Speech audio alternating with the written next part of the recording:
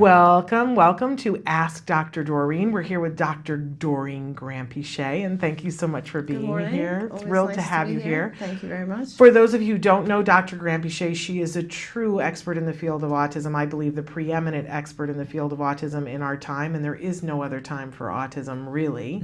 And she's been working in this field for an incredibly long period of time. We're almost about to say 40. Almost 40. That's just nuts. Almost 40 years. One more in year this field. and we will be at 40. Isn't that amazing? Don't you want to know what she uses on her skin? I do.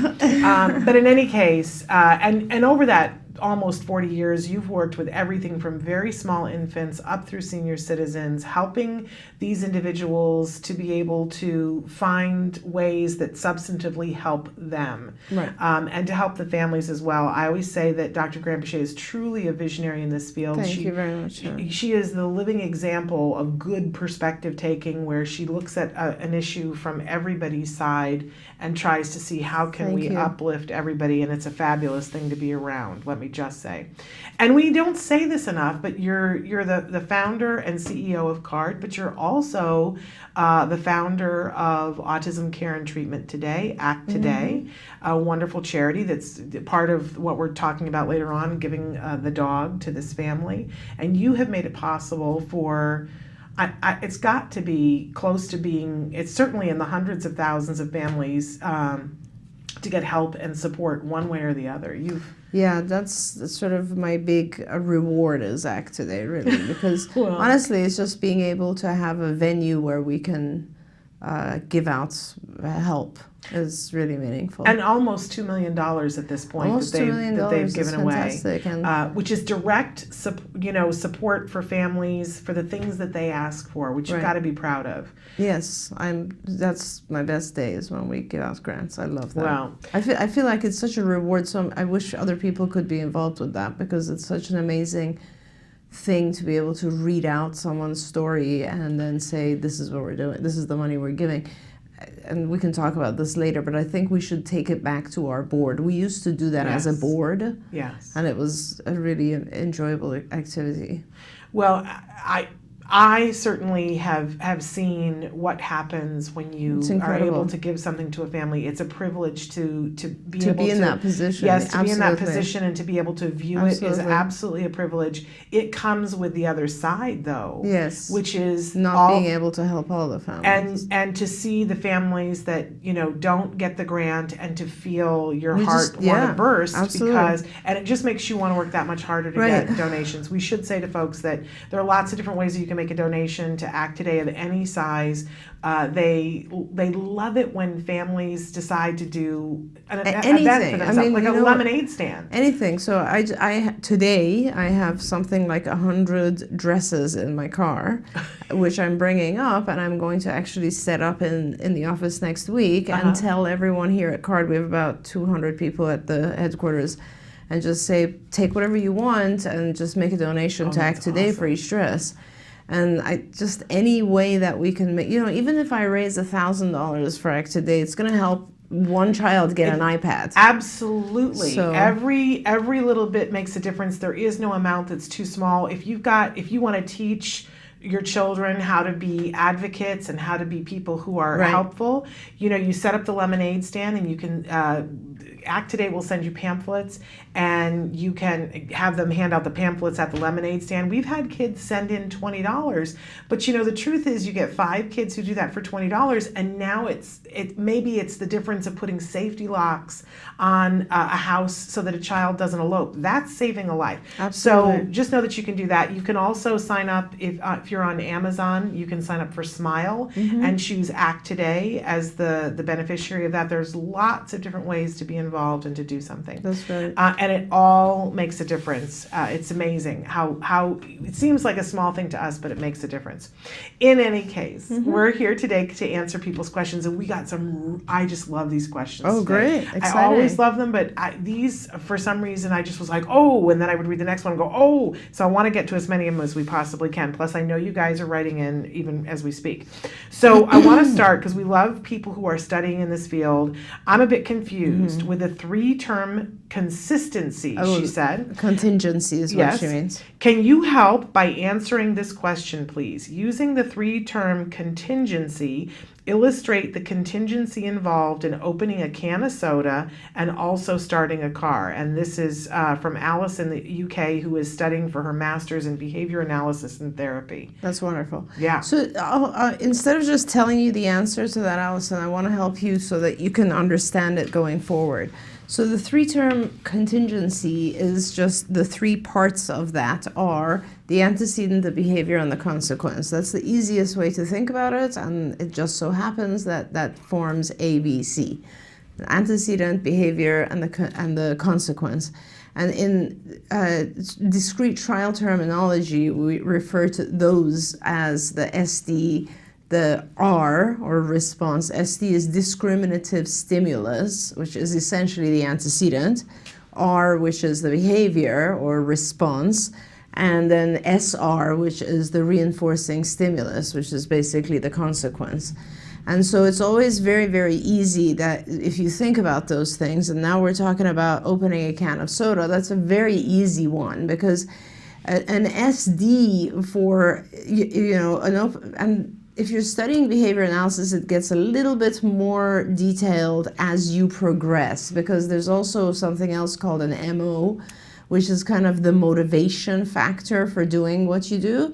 But anyway, opening the can of soda could be a variety of things. It could be seeing the soda. It could be, someone telling you to have a drink, or would you like to have a drink? Whatever it is, the antecedent to that. So, whatever it is that is the signal for you to do what you just did in the environment. And then the response, of course, is the actual opening of the can.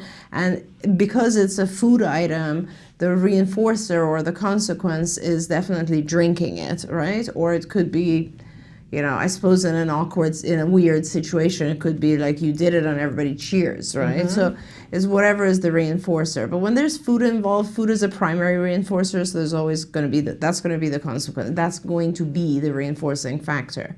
So that's that. And then the other one, starting a car, is probably putting the key in the ignition is the SD, turning it to get the car started could be the reinforcer, or realistically the SD could also be seeing the car. It could also be wanting to go somewhere. That starts to become the MO, but still it could be wanting to go somewhere. It could be someone telling you, can you get me a bite to eat? Can you go to the supermarket?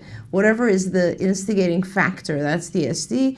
And then essentially turning the car on, and then the reinforcer obviously is going where you want to go. So it's very simple. You can apply that to all aspects of life. What we do in behavior analysis is we break it, everything we want to teach the child, we first define the actual behavior or the response, and then it's very easy to see the things that surround it, the antecedent and the consequence. And that's really, really important. Often the antecedent and consequence are indirectly related, but we don't want to go there. It gets too complicated. That's a fascinating thing, though. So hopefully that cleared that up for you. And I want to encourage you to check out our Jargon of the Day playlist on YouTube and see, as you're working through some of these things, you can rate. And we love it when people write in and tell us, because it's usually me doing it, and sometimes I don't get it exactly right. So check out, but a lot of people love our Jargon of the Day. That's awesome. So it's a fun thing. So check it out.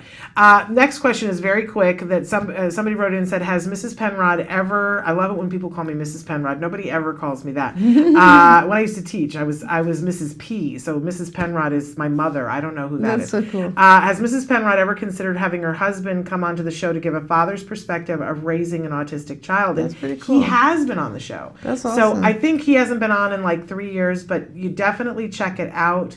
We also had Nancy's husband on the show while he was alive for just the most beautiful interview. So if you if you search on our YouTube page, my husband's name is Jim Miller, And so if you put Jim Miller Autism Dad, it'll come right up. It's from 2014. I know right where to find it. Okay, moving on though. But my husband is lovely. He's the nicest man ever. Heaven only knows what he's doing with me. We don't know. But he really is lovely. And honestly, the first time I met him, we were in a play together, and I would come home and talk to my roommate about how much I disliked him because he was so nice. Amazing. That was my complaint about him. I was like, oh my gosh, this guy is like too nice. He's just, awesome. and I just disliked him because I liked the bad boy in the cast who didn't have the time of day for me and was mean to me. It took me 10 years to come back and be like, oh, wait a second, maybe you should end up with a nice guy. Exactly. And he's so nice. We always laugh that when we go someplace, customer service is a thing with me. I digress, but if I don't get good customer service, I let people know, and I get loud, and I'm like, this is not how this should go, and I'll be saying to somebody, this is not right, as my husband is pulling me out of the store saying, thank you so much for your time, and we appreciate you, as I'm like, no, we don't appreciate you, and he's like, well, we really thank you for our time. He's always doing that to me. He does that out of IEP meetings sometimes too. Okay, moving on. Hi, Dr. Shannon. My son is 3 years old. He's been doing ABA about 14 hours a week plus 3 hours of school in the morning. Mm-hmm. I had him in special needs class before, but he got a scholarship for a private school. Only thing he's mixed with neurotypical kids. I've noticed he's having a hard time when we take objects away. Even if we try to make it fun for another activity or calm him down with words and caressing him. I thought I had done something with his diet that was causing this. He grabbed my hair and glasses, and I was so upset, even though I didn't want to get upset. Today, he scratched one of the therapists, they told me. He also fell off a chair when he was being fed at school because he was swinging back too hard. The therapist told me they are teaching him how to play with different objects. Going back to the diet, the only thing new was B12 shots. And I'm starting to introduce more starches and grains, but his main diet is no carbs, no sugar besides honey, just wonder. A lot there. Yeah, a lot going on. So let's just split this up for you a little bit. I don't know if any of the dietary or medical changes would cause this level of frustration for him. The B12 shots are not going to produce that kind of effect. And it doesn't sound like you've done a massive change in anything. So realistically, without knowing him, without having seen him, without knowing his functioning level, my analysis of what you've written leads me to believe that he is frustrated because he has been forced recently to give up some of the things that he likes to do, as you mentioned. And I think what it is if you think about it a little differently, I want to it always helps for us to think about how we organize our own lives. Like when we are children, we spend a much, much larger amount of time playing than doing anything else. Okay, so it's like when you're very, very young, when you're like 2 and 3, all you do is play. You eat, you play, you have a massive amount of reinforcers. You eat, you play, you sleep. They're all reinforcing. And then once you hit, let's say 3 or 4, you start going to nursery school, and that is also, or preschool, and that is also somewhat reinforcing because most of our kids want to play with other kids, right? So that's another level of reinforcement, although it's now also starting to introduce you to the concept of demands. So get up at a certain time, go to school at a certain time, you can't be with your parents all day long, that kind of stuff. So demand enters when we go to school, everything else is reinforcing. Then we go a little bit older and you're looking at more academics, right? As you age, what increases is more academics, more school, more demands, and your reinforcers start to decrease. It just is. That's the way it is because your time starts going into school. So now you have to get up. Sometimes you'll have hard classes that you don't like. Maybe at this point your parents really want you to do athletics. You may not like that. So there's a lot of stuff that you start doing that you don't like. They're not reinforcers. And then there are your reinforcers, which used to be almost all day long, have now decreased. Your sleep has decreased. Your play activity time has decreased. You might be watching your food because you might be on a diet, whatever. Your reinforcers decrease, your demands increase. And as we age, that continues to get worse and worse and worse over time. So if you look at us as adults, we have to get up, especially if you have a child. Okay, so you have to get up very early. You have to deal with your child's issues. You have to deal with your own issues, your family's issues, finances, go to work, get back home, cook, take care of everything. Where are your reinforcers? We often don't have any reinforcers left. Maybe sitting down for a meal might be a reinforcer. Maybe once a month you go out with your friends or your husband or spouse or whatever. That might be for men. On the weekend they watch sports, maybe that's a reinforcer. So our reinforcers become much less and much more distant from each other, right? Yeah. And we cope. We really cope. And when are we the happiest? When we're just about to do something very reinforcing, like take a vacation, right? So if you look at your lifestyle, your own life, you balance it. People who are not successful at that, they find reinforcers that are not good for them. For instance, someone who's super stressed out and can't handle the lack of reinforcers in their life will turn to other things, like they might shop like crazy, they might drink like crazy, they might do drugs, they do things that are superficially reinforcing and not really good for you, but nevertheless they give them that little shot of reinforcer, right? Because they don't have it in their ongoing life.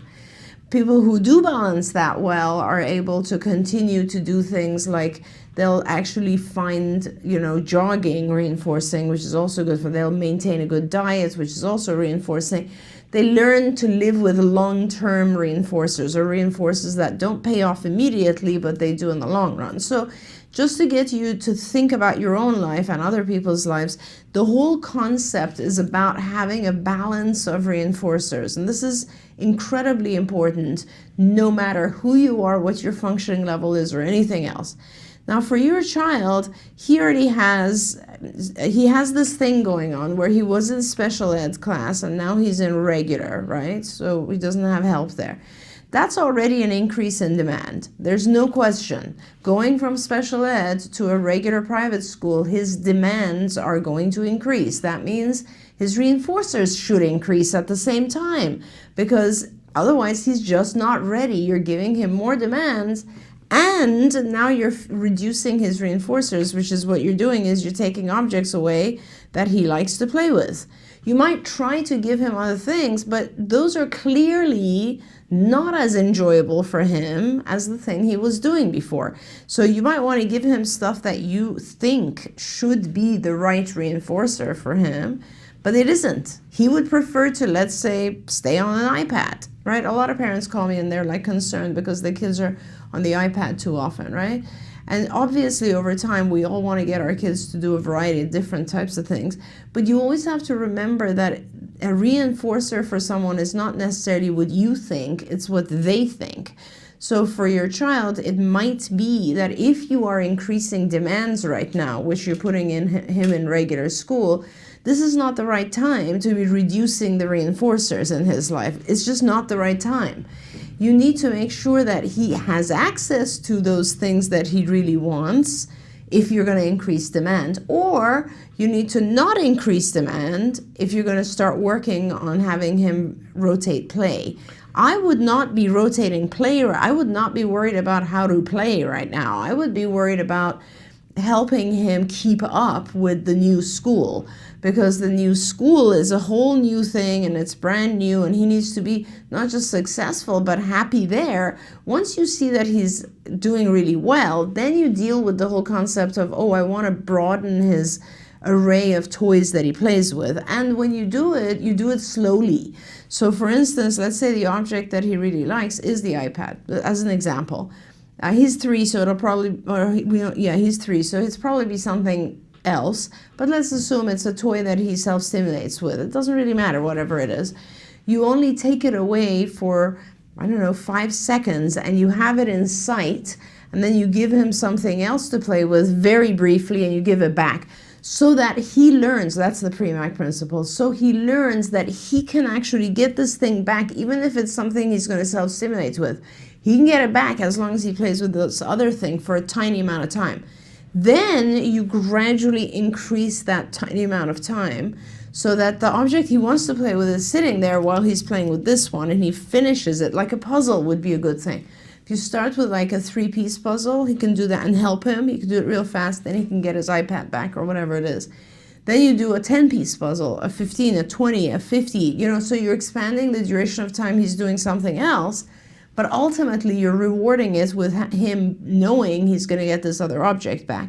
When you take stuff away that's rewarding, always remember you're reducing his reinforcers, so you've got to balance it out somewhere else. Okay. It's very, very important. And thank you for really specifically answering her question, but I need to address the thing in the first sentence that's the elephant in the room, that he's 3 years old and he's getting 14 hours of ABA plus 3 hours of school in the morning, and people are going to tell you, well, that's a lot. 14 hours a week of therapy and 3 hours of school in the morning, and I need for you to know that it's not what the prescription is. That's not what the prescription is for a 3-year-old. Good point. Yeah, I get so used to it nowadays because it's so hard for people to really get the hours that they're supposed to get. But we need to tell parents that they need to be fighting because this, and your insurance company is telling you this is what's appropriate, your school is going to tell you what, and your mother-in-law is going to tell you, and they're all lying to you. Wrong. Or they're ill-informed, one or the two. Yeah. Because that is not what science has shown is going to be what gets it done for this 3-year-old. That's right. And he's 3, so let's not really waste time. Honestly, and I don't want to tell you to pull him out. He has a scholarship for a private school. But if it was my child at 3, I wouldn't be putting him in school, period. I would be doing 40 hours of ABA for as long as I could. In other words, I would hold him from school until he's 5. I would really want to pack some ABA into him because it's one-to-one teaching. He's not going to fall behind. He's going to excel. And I wouldn't be worried at all about the social aspects of things because there's so many different ways you can get social activity.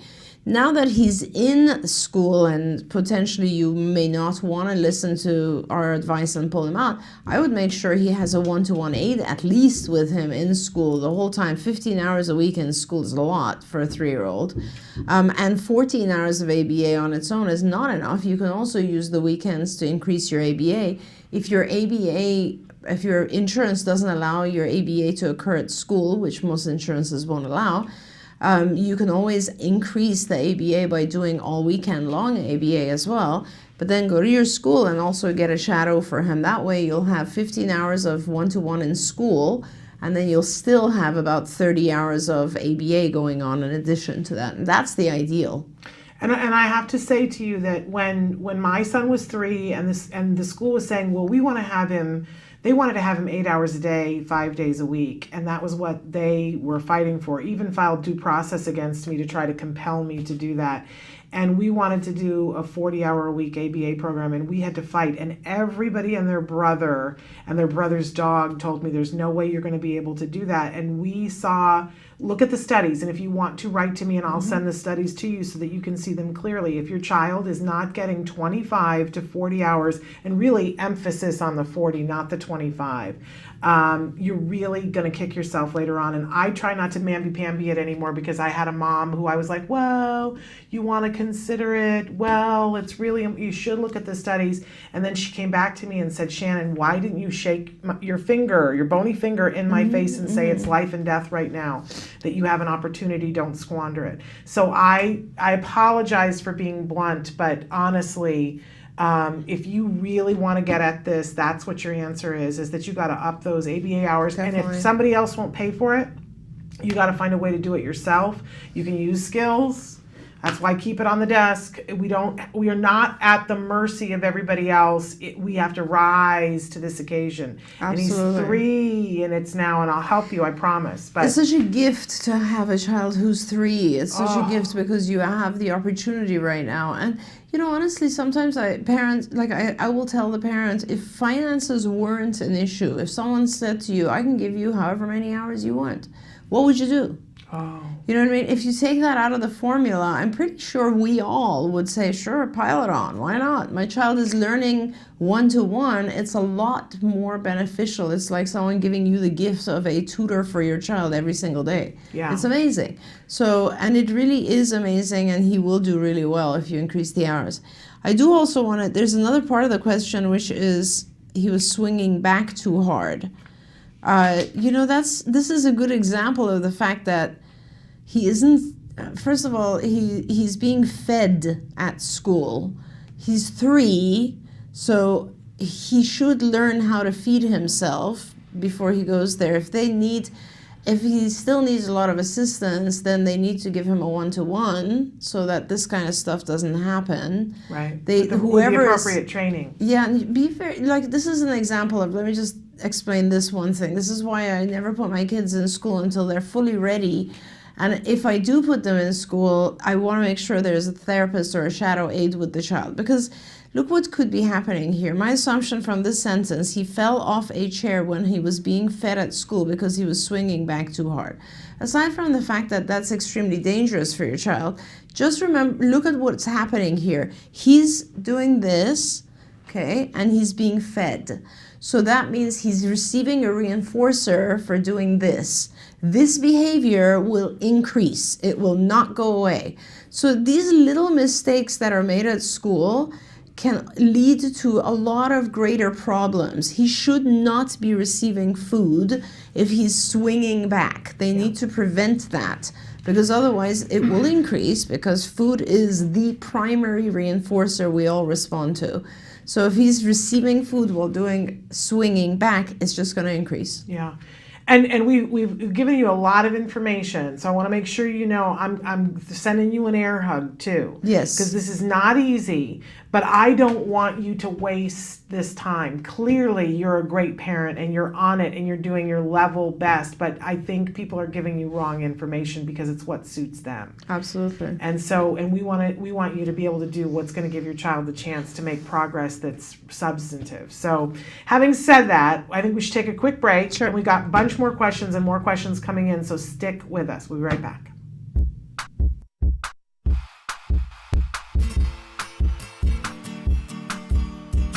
Hi guys, welcome back to Smarty. For this month, I figured we're going to do a super special portrait that is in the theme of October, which means spooky eyes that follow you as you walk around. In this activity, you and your child are going to work on emotions and socio-dramatic play. So let's get started. The materials you'll be needing are camera, a ping pong ball, X-Acto blade, tape, and a marker. And if your kids are up to it, props and costumes.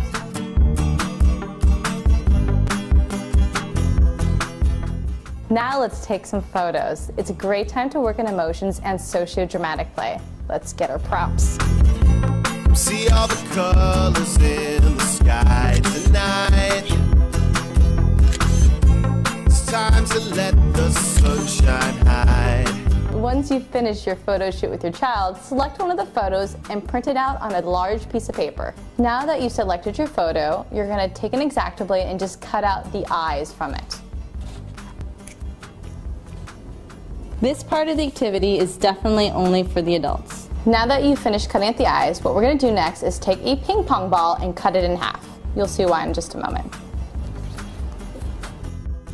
So with the ping pong balls, we're going to create the illusion of the following eyes. So what you're going to do is take a marker and you're going to make a dot in the very, very center. You're going to want to make it like the same size of what the iris was in the photo. Now that the ping pong balls are done, I'm just going to tape them to the back of the photograph. So does it look like she's following you? Well, I hope you enjoyed this activity for Smarty. Until next time, craft on, guys. Can you see me flying by your side? Welcome back to Autism Live and Ask Dr. Doreen. We're here with Dr. Doreen Granpeesheh, and she's answering your questions. And I have all these good questions that I want to get to. Hi, Shannon and Dr. Doreen. Thank you for this forum and being beacons of hope. I love that. Thank you for saying that. You have no idea how much you brighten my days as I listen to you in my car daily. We're new to the world of autism, so I'm catching up with old episodes, actually. My son is 2.5 years old. He is sweet with a mild temper, no major behavior problems. He has been in 40 hours of ABA for 7 months with steady progress in everything except spontaneous mands. He has 2 spontaneous functional words. He's obsessed with alphabets and numbers, even says words that begin with each letter in alphabetical order. I'm starting to panic about why he won't mand spontaneously. My BCBA is a little stumped too. He is prompt and reinforcer dependent. I'm worried about him gaining language and want some hope that he can still catch up, and thanks for taking my question. Thank you. Yeah, no problem. Don't be worried. Spontaneous mands are not hard, especially since he has 2 already. Kids who are in love with alphabets and numbers tend to be hyperlexic, which means he will learn reading a lot faster than any other child, and that reading can help him with his verbal answers as well. Just keep that in mind. So your BCBA should be including visual written words in a lot of his lessons as prompts. They should be using words as prompts. Text, you mean like on a card? Yes, or under the picture or under the object, whatever it is, but in a multitude of ways, because that will increase his response speed. Now, in terms of manding, the situation with what I would do here is I would make sure he knows the labels for a whole bunch of different things he likes, wants, foods, drinks, etc., etc.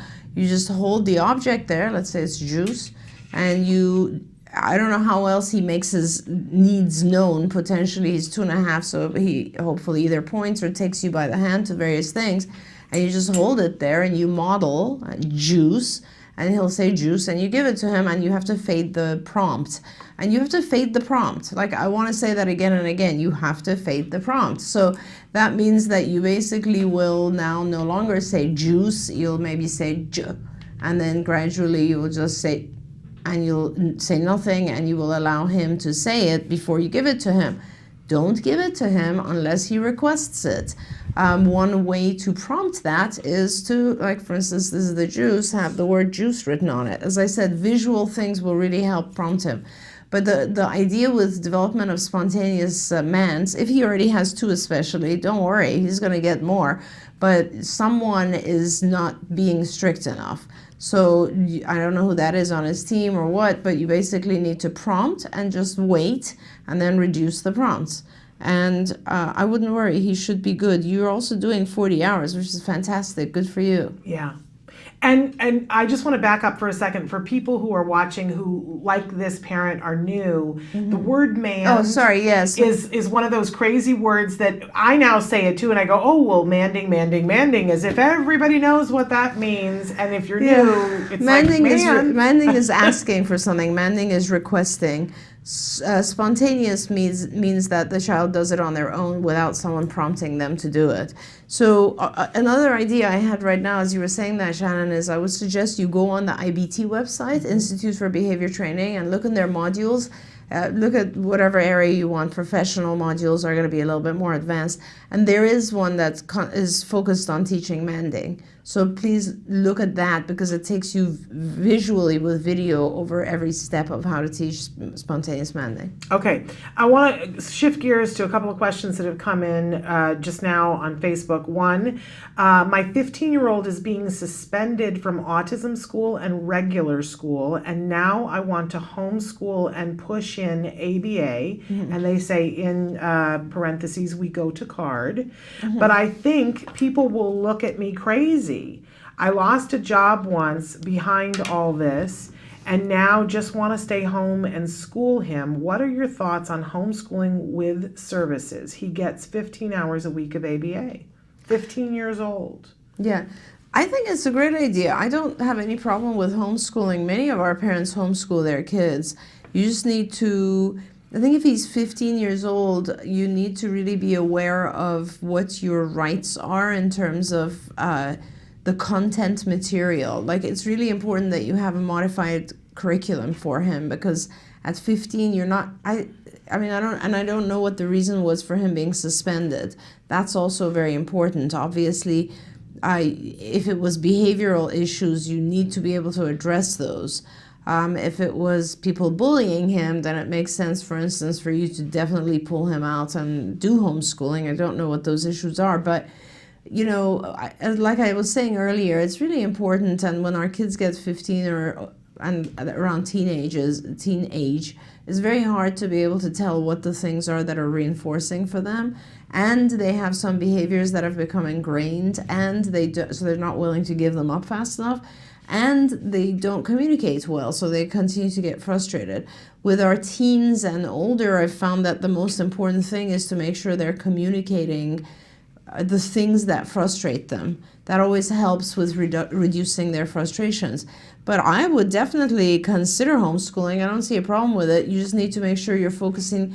You don't waste too much time trying to teach him things that he's never going to use. You have the luxury of being able to do a modified curriculum that's going to be useful. Usually when I have 15-year-olds, I will do minimal academics and start doing a lot more, especially if he hasn't had ABA his whole life. So I'm assuming he is impacted with pretty intense autism. What I would do is I'd be working on daily living skills, adaptive functioning skills, work-related skills, starting to get him ready for life. Mom wants you to know she wrote back in and said that it was for behavioral reasons that he was suspended. Yeah, and usually when our kids are suspended for behavioral reasons, that means that life is unfair. When do we act out? We act out when we don't have enough reinforcers. Like, we will not necessarily act out when we're on vacation laying at a beach, right? We act out when stress is too much, we don't have enough reinforcers in our life. Same thing with our kids, I think, and they also have the added factor of being frustrated because no one understands exactly what it is they want. And I always say this, one of the things with our kids is obviously they don't have a concept of time. So when they're told you'll get this back later means nothing. When they're told you can't do that right now means nothing. So they're like, why are they taking away all my reinforcers? So, and they act out.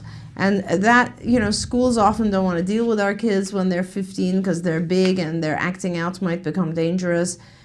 Certainly with a good ABA program, you can get things sorted out. 15 hours is not enough.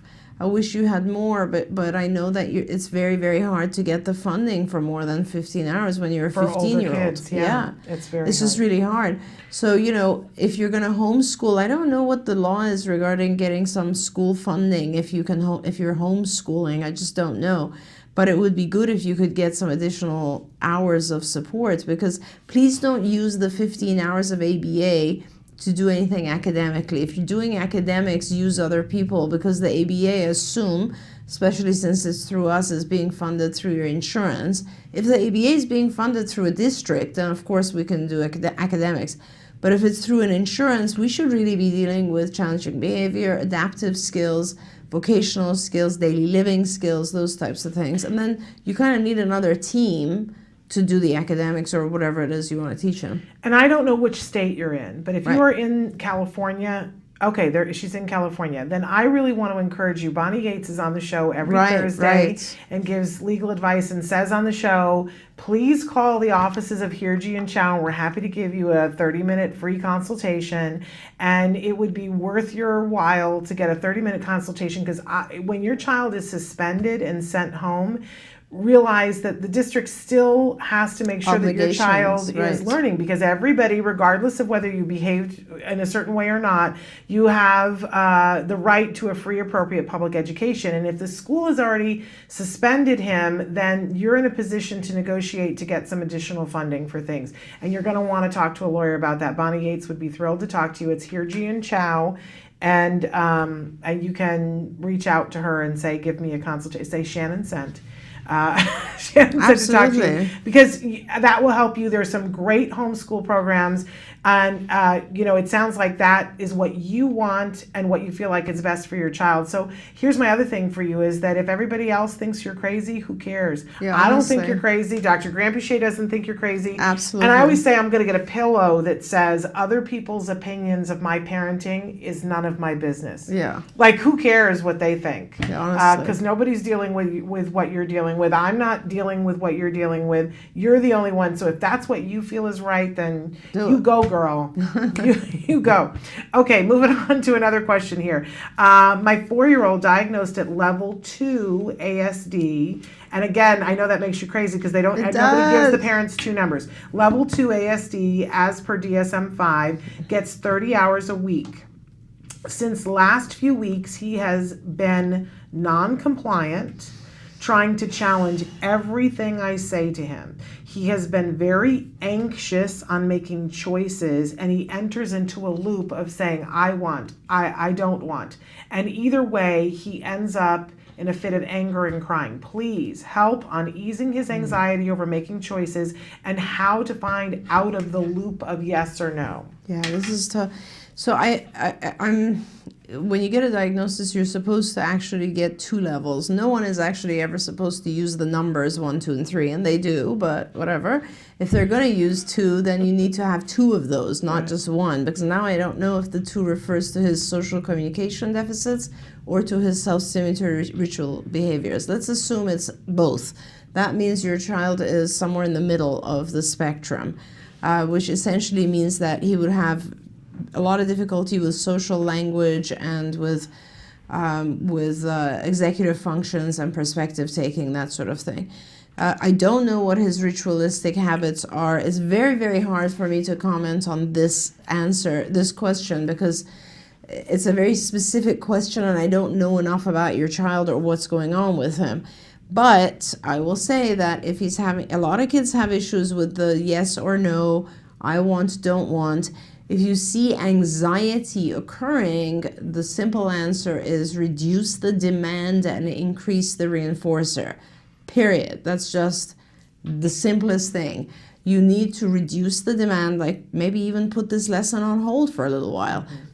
Do another lesson that helps him get stronger with the concept of what he wants or doesn't want. Like, for instance, just focus on I want right now and alter the response for when he doesn't want things to just say no. So you'll be now rotating I want with no, and that'll make it easier for him. Right now, it sounds like the complexity level of this particular lesson or other lessons might be too high, which is why it sounds like he's trying to do this thing we used to call win, stay, lose, shift. Win, stay, lose, shift is when you win, you'll stay at the answer. And when you lose, you'll shift your answer. So for instance, you'll throw out an answer like I want, and then you look at people's reactions, and if they're all happy and cheering for you, you'll just keep saying I want, I want, I want, until you get it wrong. And you're supposed to say I don't want, right? So then you'll see everybody's reaction, and everybody's like, no, that wasn't right. Then you'll shift and you'll start saying I don't want. And that means you're paying attention to the reinforcer, but not the actual content of what you're learning. And you're just basing your response on how people react. So that's not what you want, obviously, but when that happens, you got to go back and train each individual thing separately, the I wants separately, the I don't want separately, and then start rotating them again. So I don't know if that helped, but hopefully it did. Sometimes we do see anxiety in our kids because they're trying so hard to get our reinforcers, and Absolutely. When they don't, it's called helplessness. Like they don't know how what am I supposed to do? Yeah, but wonderful answer. I think we're all going to process that right back to us and let us know how that works. I want to shift here to a question. Somebody said, hi, Shannon and Dr. Doreen. I love the show and have been watching since its early beginnings. Yes. My question is, how do I change the habit of using food as a way of transitioning from one task to another? When I come home from work, I always have a snack, and that is on the bottom of your page there. I always have a snack before doing something. Similarly, if say I'm tidying my room, I'll eat something before I go outside to water the garden. I find it takes up a lot of time. I'm 26 and high functioning. Keep up the great work. And we want to say thank you. And I love that. I love that too. You're the best. I love that you wrote into us. Thank you so much. That's so rewarding. Isn't that amazing? Yeah, that's fantastic. Well, what I would suggest is that you start by just reducing the food. So you don't have to completely eliminate it right now. Just take a look and see what it is, how much. So there's two things we're going to work on reducing.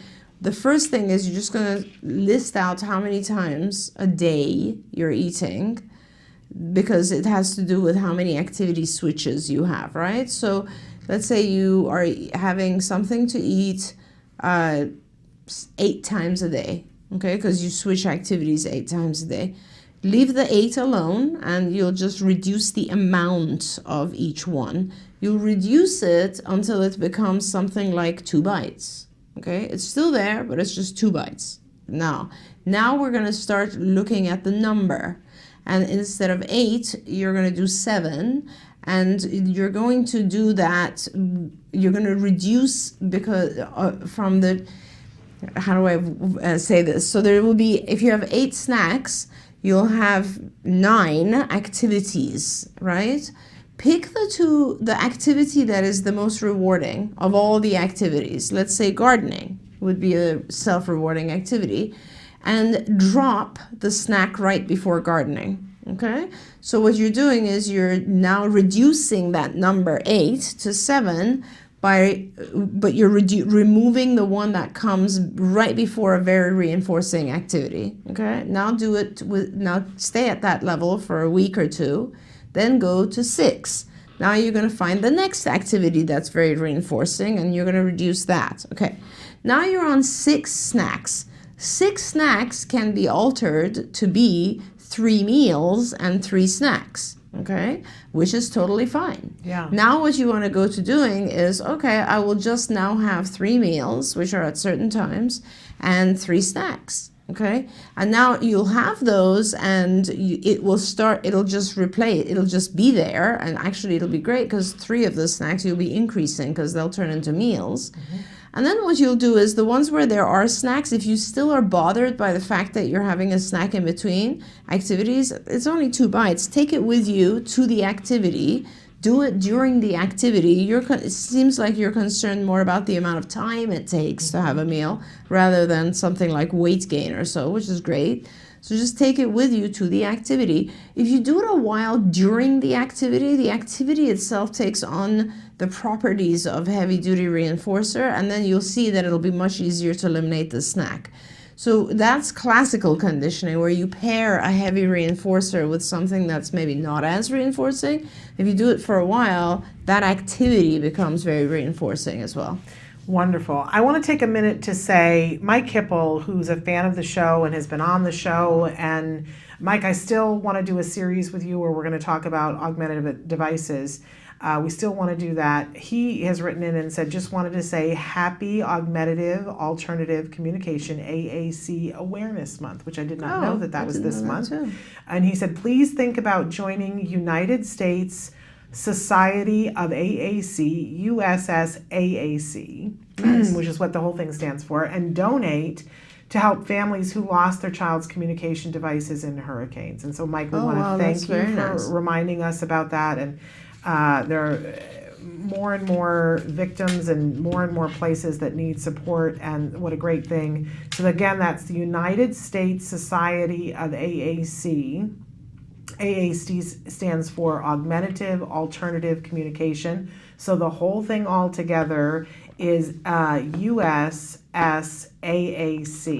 And you guys can find that online and make a donation. Very nice. Okay. Hi, Shannon. I'd like to find a good program for my son. He's 21 and has high-functioning autism. He's smart and very verbal. Are there any good schools near Virginia Beach that you would suggest? Yeah. You're better at knowing things on that coast. I don't know enough about Virginia Beach, unfortunately. What I would recommend, which would be very helpful to you, is if you could call our academy in Virginia. They will know. Call the academy. It's the CARD Academy. It's going to be on our website in Virginia, and speak with Marianne Cassell. Marianne will know. She knows the area. She knows Virginia Beach very well, and she'll be able to help you there. So you want to go to centerforautism.com, click on the locations tab, and then you will find Alexandria Academy on that list. And so that will be how, and they'll have a phone number there that you can call. So it's centerforautism.com, click on the locations tab, which will be on the top, on the left-hand side to be able to do that. Somebody else has written in and said, are there ABA providers for adults in California that accept insurance, and what skills do they instill? Yeah, that's a great question. And yes, of course, we, CARD, for instance, we accept insurance, and we have about, I think we have about almost 400 adults in our program. So yes, we deal with adults. I'm sure there are other providers as well. The types of things that we teach our adults will vary. We're on a sort of a hierarchy based on the needs of the adult. So if you have an adult who is pretty severely affected with autism, then we will do much more of the basic functional communication type stuff. So, so starting at sort of level 1, we're looking at functional communication for adults that really need to learn how to communicate, that it does involve AAC devices, augmentative devices, or PECS type programs, or anything else that the adult needs in order to be able to communicate their needs. And then when you go higher up levels, we start to then, with the same adults, we will then teach them things like daily living skills, like getting up, getting ready on their own. If it's a male, shaving, brushing their teeth, getting dressed, and then we will go on and start teaching them things like vocational skills. So what is their interest? How can we develop a vocational skill for them? Adaptive skills like safety issues and things that they have to be cautious about. Independence, like being able to, and as I'm listing these, I'm going up this hierarchy to more and more advanced adults, because independence would be stuff that we would teach, let's say, a medium to higher functioning adult who would be able to go out and buy something for themselves, to be able to order food at a restaurant, to be able to access public transportation. And then as we go higher, we even teach our adults leisure skills, types of things that would help them socialize with friends and have activities that they enjoy. And then even further up would be, things you need in order to get a job, like developing a resume or, business attire or whatever, going to college. We have several adults that we assist in college with just teaching them how to go from one location to another, organize themselves, how to transfer, everything. So essentially it starts from the bottom all the way up to the top. And we have just launched our Skills Adults program, which is called, I believe, it's Skills Living. Skills Living. And it's a fantastic, fantastic program. I highly, highly recommend that you look up Skills Living. It's amazing. All the content is listed there, by the way. One of the things that you are so good, and you never toot your own horn, but one of the things that I've watched you do is that you have made it possible for families all over the world.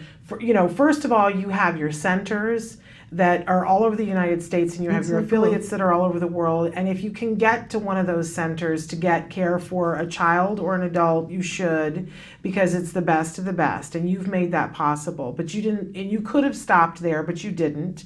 You put all of the curriculum that you've used for so many years that has meant a difference into skills, and now for the adults into Skills Living, so that if you are someplace and you cannot get to CARD, you can go to another provider and ask them to get skills or Skills Living. It's ridiculously inexpensive for them to be able to use with your child, and in that way that ABA provider has all of the curriculum that you would have gotten at CARD, and they can do IBT to get all of the training that they would have gotten at CARD.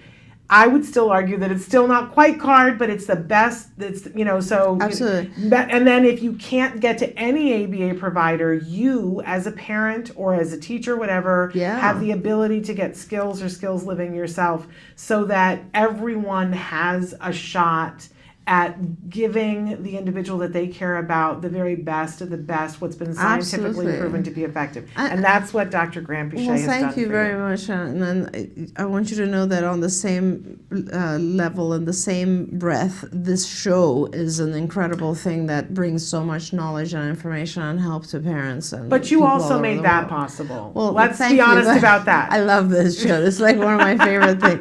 But what I wanted to also just say is that with skills, you don't have to use the whole thing. You can also IBT. Yeah. You can print sections and give it to your BCBA or to your provider.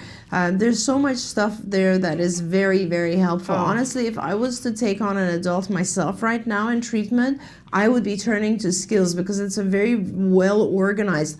All of our supervisors use skills in order for them to be kind of told what they should teach next. So it is extremely useful. And it is completely customized to each individual too. So it assesses, Absolutely, 100%. it assesses where they are and then gives recommendations, and then you can customize from there. It's brilliant because you're brilliant. Oh, thank you so and much. we Jen. appreciate you more than whatever. Thank you.